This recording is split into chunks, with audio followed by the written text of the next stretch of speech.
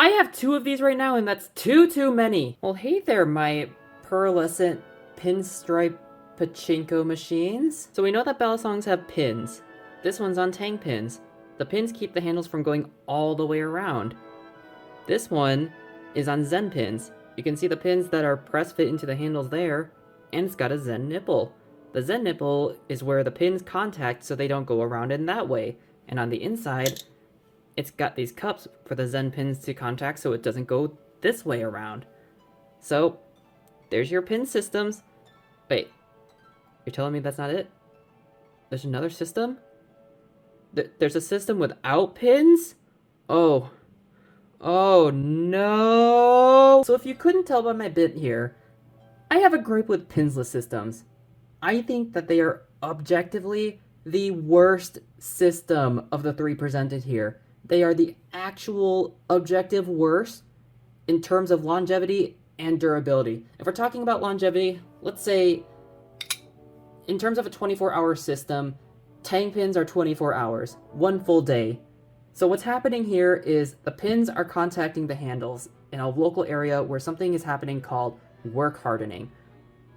The material compresses, of course, a little bit at a time, but with so much material behind it, it can only compress so much. So eventually, the gap that would happen from material compressing up here, down here, would just exponentially slow down to the point that you would probably not even notice. And by the time that these handles slap, you'll be long gone, or you're going to have plenty of tang material left to put in bigger pins. This is probably the best in terms of longevity. Now, for zen pins, it's hardened steel, usually. If you're doing it right, it's hardened steel contacting hardened steel. This is hard materials that are somewhat pliable, so they're not going to shatter. These would be 12 to 16 hours, I would say, depending on what materials you're using. Sometimes it could be less, but in general, this lasts not as long as this, but it still lasts quite a while. These are fine. Zen pins are great. Now, if we're talking about pinsless systems, these on the scale would be an hour at best. Why is that? Well, when you look at the system, you see nothing here to contact except for the tang to the handles. And what are the handles usually? Aluminum or titanium for flipper balisongs. And what's the blade usually? Steel. Usually it's steel. You know what that means? It's a hard material hitting a softer material than it. Hardened steel, which is what blades are usually made of, is harder than titanium. And titanium is actually relatively gummy. So having that contact over and over, that's going to cause the gap to shrink very quickly. Because there's a lot of surface area on a tang, and a lot of surface area when it's hitting the handles. Like right here, you can see there's a very noticeable trail here where it's been creeping in toward the center here where it peaks. That's just what happens to things that are pinsless. Yes, this blade is aluminum. We'll get to that in a bit. So why do people use pinsless systems? There's 2 things that could be why. One is because there's less tang to touch. That means that when you're doing tricks like, say, a rollover, there's less tang to get in the way of your flipping. But I think the more likely thing for this is because they're trying to reduce costs. Yes, a pin on its own, very cheap. But when you buy in bulk, that's a bit of money. They're probably trying to cut costs. And that's not good when you're selling something that's already over $100 and something. So what's a conversation about pinsless being a terrible system without bringing up the most infamous case of it being terrible? Will Hirsch's Monarch, the $1,000 balisong that has handle slap.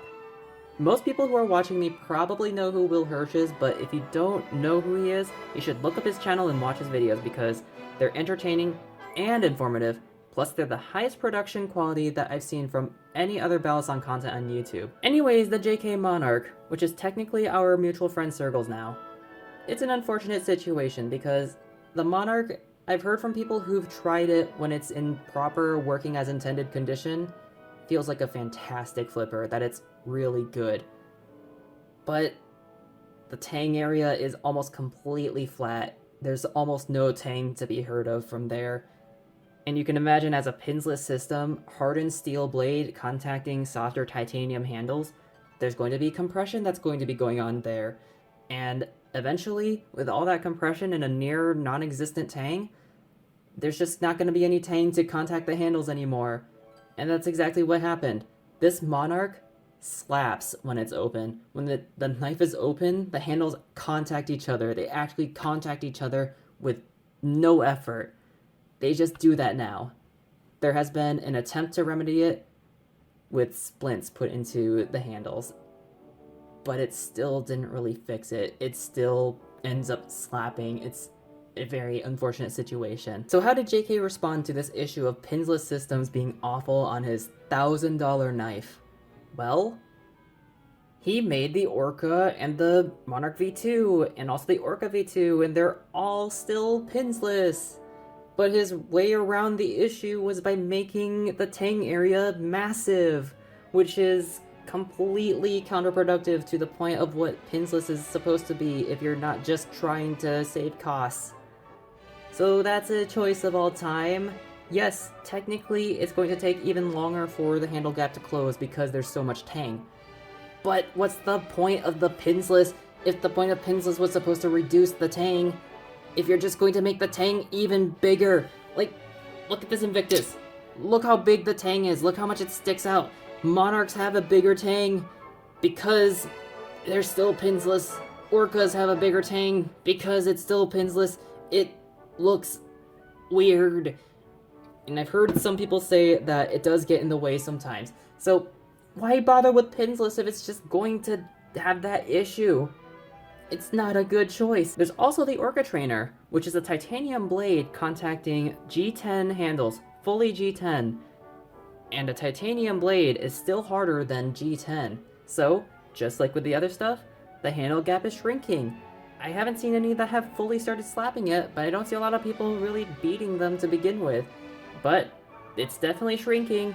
I can see them shrinking, and it's very noticeable, and people are starting to notice it too. So we've established that pinsless is bad. We've established that pinsless, it just doesn't work well, because the handle gap shrinks noticeably, very quickly for these things, in ways that it shouldn't. So, what was Squid's response to that?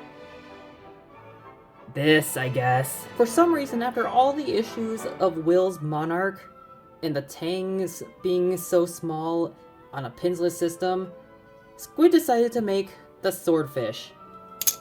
Look at that! The tang is still very small. Isn't that funny? Well, Squid's response to this was that it's like material on like material. So because it's like materials touching, it's not gonna close, because one's not harder than the other. Well, let me make an argument to you about that. You hit two sticks of the same wood together. Are they going to dent? Yes, they will dent. They still compress, because that's still contact.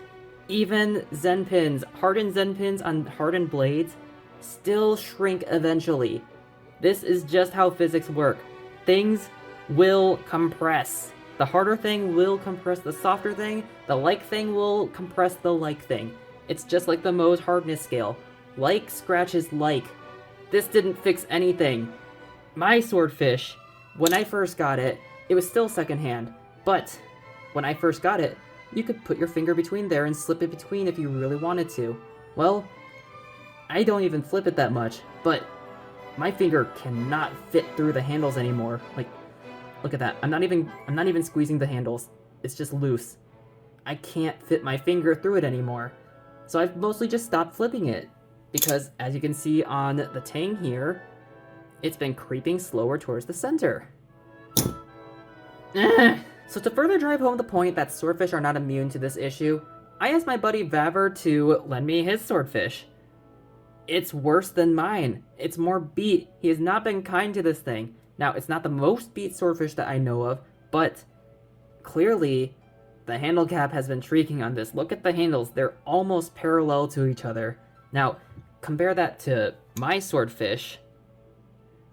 It's very noticeably smaller.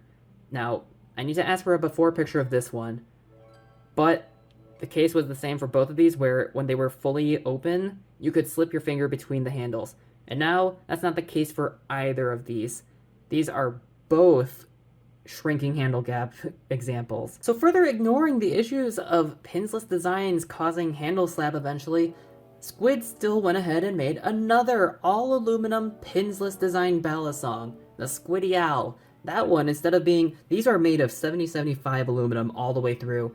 Squiddy Owls are 60-61, which is a softer alloy of aluminum. And guess what? Not even a few months out into their lifespan being public, and there's one that's already a prominent example of a slapper. The handles contact each other so easily. They slap. That's what they do. They slap. Banks of Rome's slaps. Now you may make the argument that Banks has not been kind to his Squiddy Owl. Okay, fair point. He hasn't been. That's fair. However, how many balisongs are on pins that have lasted for years of abuse, just as bad if not worse than what Banks treat the owl, and they still hold a good tune, and they have a handle gap? Yes, sometimes they still shrink over time, but they still have a gap. And how many things like this have started slapping because they've been beat for just a short amount of time? I think that's evidence enough to show that pinsless, it's just not good. You shouldn't do pinsless because that's just what happens with it. It closes a lot faster than pins. Now there are some pinsless systems that work. Like, I've seen a pinsless system where they line the inside where the contact is between the blade and the handles with a hardened steel splint. That's fine. It works, for the most part, to a degree. But at that point, why not just do Zen pins? Why not just do Zen pins at that point? It's pretty much the same. You still need enough tang that if it compresses a bit, it's not going to close entirely. The handle gap's not going to close. So just do Zen pins if you're going to do that. It sounds like it's going to get expensive if you do that, and it's just, stop doing pinsless. It's easier just to put pins in. So tang pins, 24 hours. Zen pins, 12 to 16 hours. Pinsless, 1 hour at best. I hope you enjoyed whatever this was. Like and whatever, if you've made it through all of that this long, and I hope Pinsless just phases out of there.